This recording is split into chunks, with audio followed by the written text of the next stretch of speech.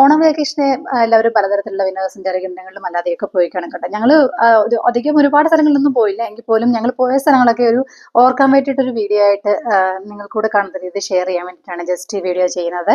അപ്പോൾ ഞങ്ങള് തിരുവല്ലയിലുള്ള ഒരു കാർണിവൽ മുനിസിപ്പൽ സ്റ്റേഡിയത്തിൽ ഒരു പ്രോഗ്രാം നടക്കുന്നുണ്ടായിരുന്നു. അപ്പോൾ അത് പോയി. ഓണം വെക്കേഷൻ ടൈമിൽ ഞങ്ങൾ കുട്ടികൾ മൊത്തം മുനിസിപ്പൽ സ്റ്റേഡിയത്തിലെ കുട്ടനാട് പൂരം തിരുവല്ല കാർണിവൽ 2025 എന്നൊരു പ്രോഗ്രാമിന് പങ്കെടുത്തു. ഇതിനകത്തുണ്ടായിരുന്നത് ചെറിയ എക്സിബിഷൻ പോലെ സെയിൽസ്, ഫുഡ് കോർട്ടും ചെറിയ കുട്ടികൾക്ക് വേണ്ടിയിട്ടുള്ള ഗെയിംസും ഒക്കെ ഉണ്ടായിരുന്നു. അപ്പം ഇതിനകത്ത് കുട്ടികൾക്ക് ഇൻട്രസ്റ്റ് ഉള്ള കുറച്ച് കാര്യങ്ങളൊക്കെ ഉണ്ടായിരുന്നു. നമുക്കും ഇഷ്ടമുള്ളായിരുന്നു. കുറച്ചൊരു ആദ്യം ഒരു പെറ്റ് സ്റ്റോർ പോലെ ഉണ്ടായിരുന്നു. പിന്നെ ബുക്ക് സ്റ്റാളുകൾ ഉണ്ടായിരുന്നു. പിന്നെ പഴയകാലം നമ്മൾ മറന്നുപോയ നമ്മുടെ കുട്ടിക്കാലത്തിൽ നമ്മൾ പണ്ട് കണ്ടിരുന്ന കുറച്ച് മിഠായികളും കുറെ ഗെയിംസ്, അങ്ങനത്തെ കുറെ കാര്യങ്ങളൊക്കെ ഉണ്ടായിരുന്നു കേട്ടോ. ഞങ്ങൾക്ക് ഏറ്റവും ഇൻട്രസ്റ്റിംഗ് ആയിട്ട് തോന്നിയത് ഈ പെറ്റ് സ്റ്റാൾ ആയിരുന്നു കേട്ടോ. അതിനകത്ത് ഞങ്ങൾക്ക് ഈ കണ്ട ഈ പാരറ്റിനെ ഭയങ്കരമായിട്ട് ഇഷ്ടപ്പെട്ടു. ശരിക്കും ഈ പാരറ്റിനെ ഫ്രീ ആയിട്ട് തന്നെ കേജിലല്ലാതെ വെച്ചിരിക്കുകയാണ്. അപ്പം ഞങ്ങൾ അവരോട് ചോദിച്ചു എന്താ ഈ പാരറ്റ് പറന്നു പോകാത്തതെന്ന് ചോദിച്ചു. അപ്പോൾ അവർ പറഞ്ഞു ഈ പാരറ്റിന്റെ ചിറകിന്റെ ഒരു കുറച്ച് പോർഷൻസ് ഇങ്ങനെ കട്ട് ചെയ്ത് വിട്ടേക്കാണ്, അതുകൊണ്ട് അത് ഉയരത്തിലൊന്നും പറന്നു പോകത്തില്ല. പക്ഷെ അത് കേട്ടപ്പോൾ ഒരു സങ്കടം തോന്നി. പിന്നെ ഈ ഫോട്ടോസ് ഒക്കെ എടുത്തു കഴിഞ്ഞതിന് ശേഷം കുട്ടികളുടെ ഒരു ഫിയർ മാറ്റാൻ വേണ്ടിയിട്ട് നമ്മൾ ഇതിനെ വെച്ചിട്ട് ഇങ്ങനെ കുറച്ച് ഫോട്ടോസ് ഒക്കെ എടുത്തു. അപ്പം എനിക്കതിനെ കണ്ടപ്പോൾ ഭയങ്കര ക്യൂട്ടായിട്ടൊക്കെ തോന്നി. പക്ഷെ ഞാൻ ഈ പറഞ്ഞില്ലേ, ഇങ്ങനെ ചിറക് കട്ട് ചെയ്ത കാര്യം കേട്ട് കഴിഞ്ഞപ്പോൾ സത്യം പറഞ്ഞാൽ സങ്കടം തോന്നി. എനിക്കങ്ങനെ പെറ്റ്സിനെ അല്ലെങ്കിൽ ആനിമൽസിനെ, ബേർഡ്സിനെ ഒക്കെ അങ്ങനെ ഉപദ്രവിക്കുന്ന രീതിയിലുള്ള കാര്യങ്ങളൊന്നും ഇഷ്ടമല്ല.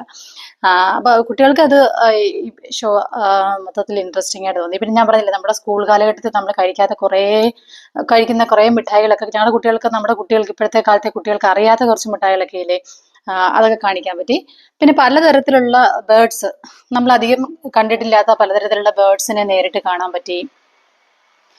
പല ടൈപ്പിലുള്ള സ്നേക്കുകള്, പിന്നെ റാബിറ്റ്സ്, ഡിഫറെന്റ് ടൈപ്സ് ക്യാറ്റ്സ്, അങ്ങനെ കുറേ പാരറ്റിന്റെ തന്നെ ഒരുപാട് വെറൈറ്റീസ്, ഡോവ്, പ്രാവുകൾ, പലതരത്തിലുള്ള പ്രാവുകൾ, അങ്ങനെ കുറേ ബേർഡ്സിനെയൊക്കെ നിങ്ങൾ പല എക്സിബിഷനിലും കണ്ടിട്ടുള്ളതാവാം ഓൾറെഡി. ഇത് ഞങ്ങൾ ആദ്യമായിട്ടായിരുന്നു ഇങ്ങനെ കാണുന്നത്.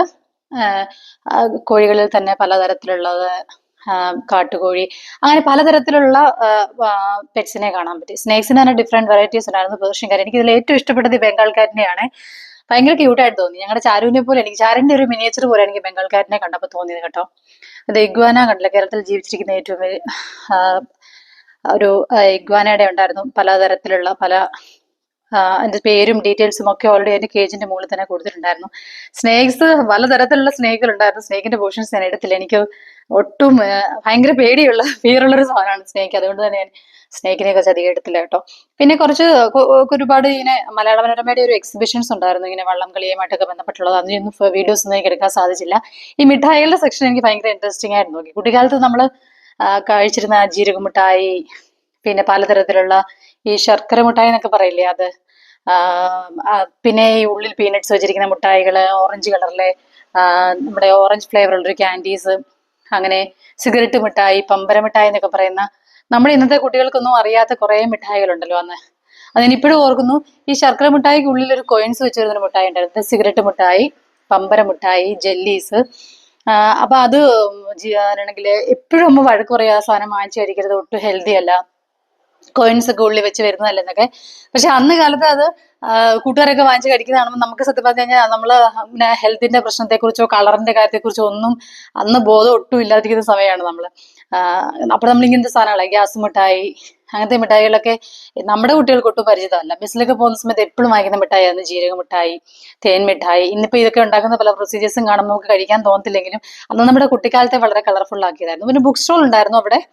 ഞാൻ കുറെ ബുക്സ് പർച്ചേസ് ചെയ്തു. അതില് കുറച്ച് ബുക്കുകളുടെ പറ്റി ഞാൻ ബുക്ക് സ്റ്റോളിന്റെ പടം എടുക്കാൻ പറ്റില്ല. ഇനി വന്നു കഴിഞ്ഞാൽ എനിക്ക് സങ്കടം തോന്നി കേട്ടോ. ബുക്ക് സ്റ്റോൾ എനിക്ക് ഏറ്റവും ഫേവറേറ്റ് ആയിട്ട് തോന്നിയത് ബുക്ക് സ്റ്റോൾ ആയിരുന്നു. അവിടുത്തെ കുറെ ബുക്സുകൾ ഞാൻ വാങ്ങിച്ചു. പക്ഷെ സ്റ്റോളിന്റെ പടം എനിക്ക് എടുക്കാൻ പറ്റിയില്ല.